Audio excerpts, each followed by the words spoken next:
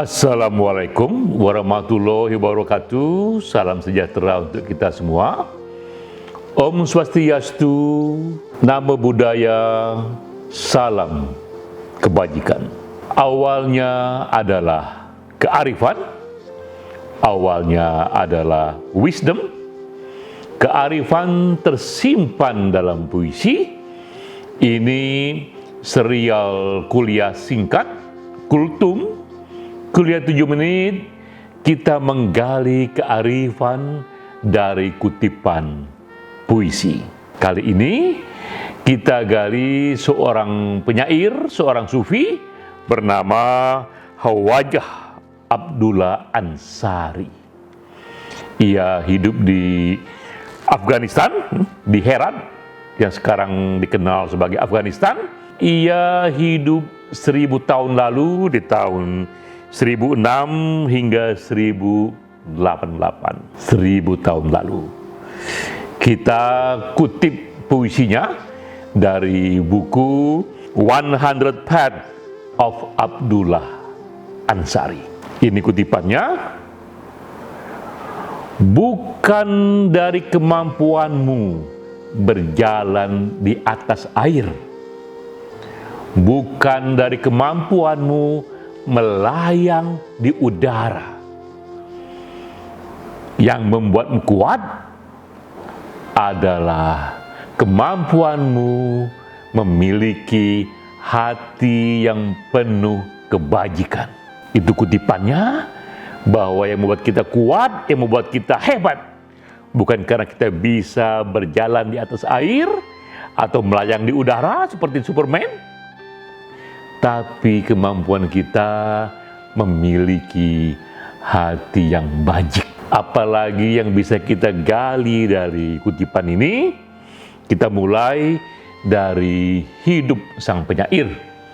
Karena puisi, karena kutipan, karena renungan, acap kali itu hanyalah endapan dari perjalanan seorang penyair. Dengan menggali riwayat hidupnya, kita menemukan insight yang bisa kita gunakan untuk menafsir renungannya. Abdullah Ansari, di zamannya ia tak hanya dikenal sebagai seorang sufi, tapi sufi yang agung, sufi dari segala sufi. Begitu tinggi ia dihormati pada masanya. Bahkan tempat pemakamannya dijadikan tempat ziarah para sufi hingga kini. Para sufi yang senang berziarah bahkan merasa belum lengkap mereka berziarah sebelum datang kepada sufi yang agung di Afghanistan sana. Itulah pemakaman dari Abdullah Ansari, tempat ia beristirahat selamanya. Apa yang membuat ia begitu diagungkan? Pertama-tama adalah pengetahuannya yang mendalam sekali soal agama. Ia menuliskan tafsir sufistik atas Al-Quran. Ini buku terdiri dari 10 jilid, 10 volume. 10 volume memahami Quran secara sufistik yang ia lahirkan dari renungannya. Dan buku ini di zamannya menjadi referensi orang memahami Quran secara batinnya.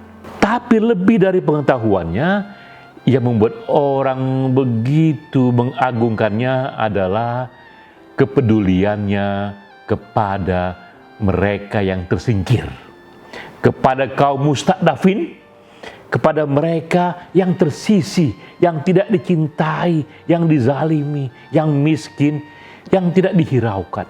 Ansari, Abdullah Ansari memberikan hati yang ekstra kepada mereka. Jika ia sanggup, ia berikan itu rumah bagi raganya, ia berikan itu nafkah, ia bimbing secara spiritual. Halayak mengetahui begitu dalam peduli Ansari kepada mereka yang tersisihkan.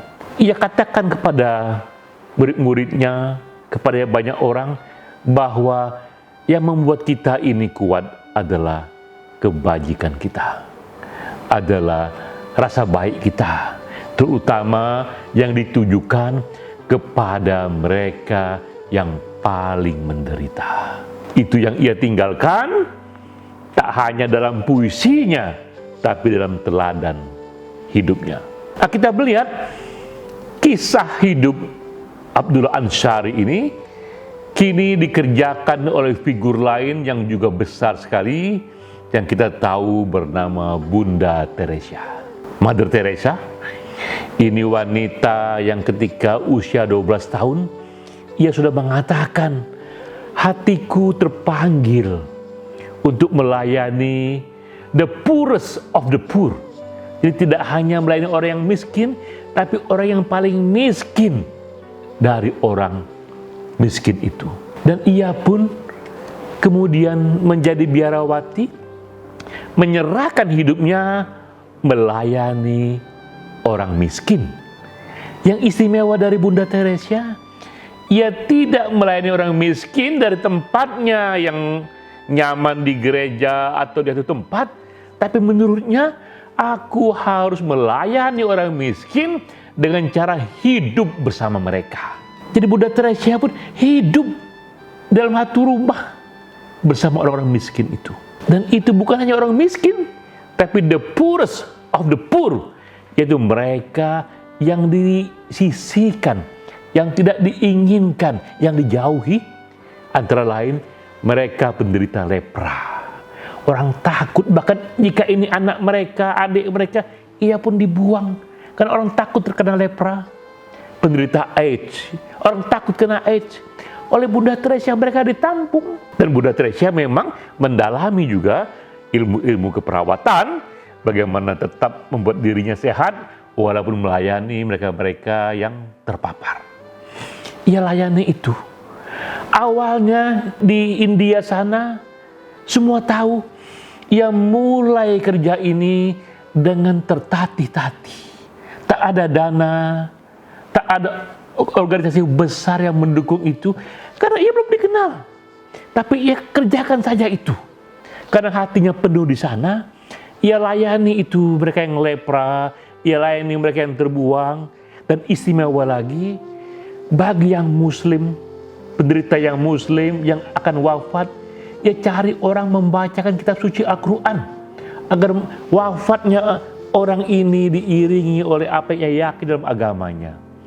Jika orang Hindu yang wafat, walaupun ia orang Katolik, ia coba carikan air dari sungai Gangga sesuai dengan keyakinan orang Hindu, agar orang ini wafat minimal sebelum ia mati, ia rasakan cinta diiringi oleh aneka ritual yang ia yakini. Kisah keikhlasan Bunda Teresa dengan seketika menggaung, karena dari hati sampai ke hati.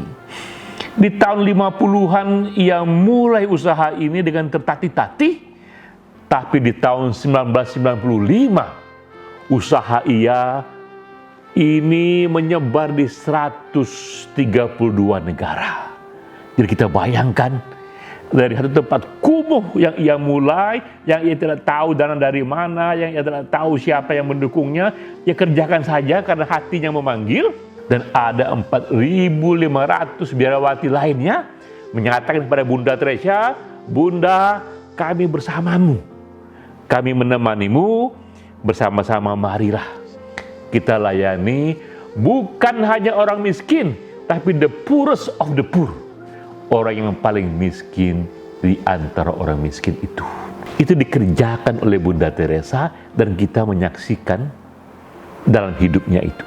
Tidaklah heran ketika tahun 97 Bunda Teresa wafat, tahun 2016 Gereja Vatikan mengangkat Bunda Teresa dalam status seorang santa, seorang suci, karena begitu agung yang ia kerjakan. Karena apa?